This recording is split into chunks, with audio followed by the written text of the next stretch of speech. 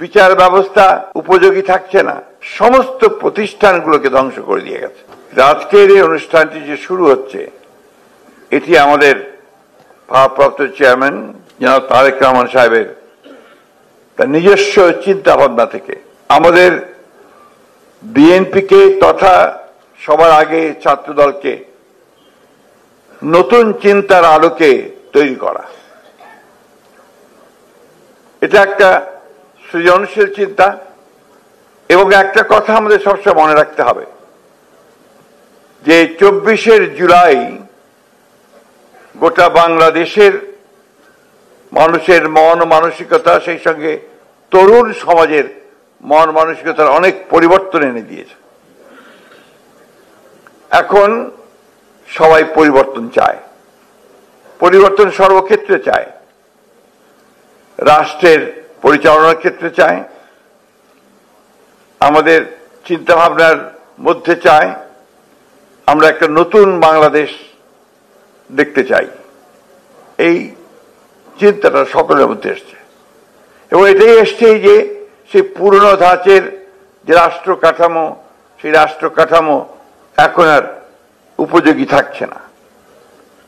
আমরা শিক্ষা ব্যবস্থা পুরনো ধাঁচের, সেটা উপযোগী থাকছে না। বিচার ব্যবস্থা উপযোগী থাকছে না। আমাদের সার্বিক যে রাষ্ট্রের যে উন্নয়নের বিষয়গুলো আমরা এতদিন ধরে যেভাবে চিন্তা করেছি, সেগুলো যেন পিছিয়ে পড়েছে, সেগুলো দিয়ে কোনো কাজ হচ্ছে না।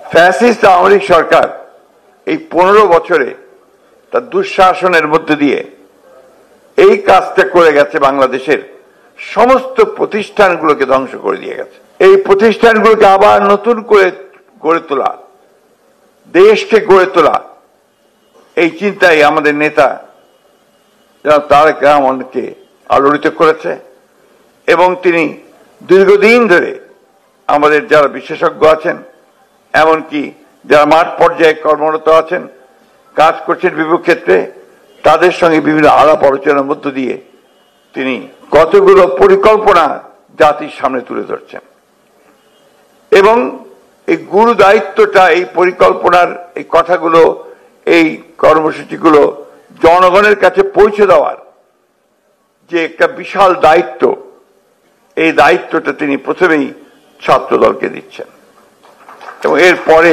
পর্যায়ক্রমে অন্যান্য অঙ্গ সংগঠন এবং বিএনপিকে দেওয়া হবে।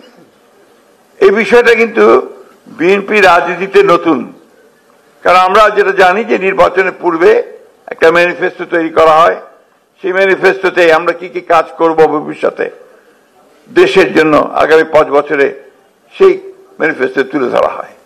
এখানে তার পূর্বেই যারা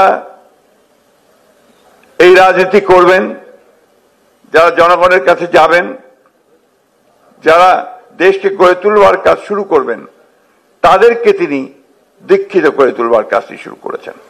এটা নিঃসন্দেহে একটি অনন্য একটি প্রচেষ্টা, যেটা আমি মনে করি যে বাংলাদেশের রাজনীতিতে এটা একেবারে একটা প্রথম একটি কাজ, যে কাজটি হতে যাচ্ছে। আমরা কেউই খুব আনন্দিত থাকতে পারছি না, আমরা ভারাক্রান্ত আছি।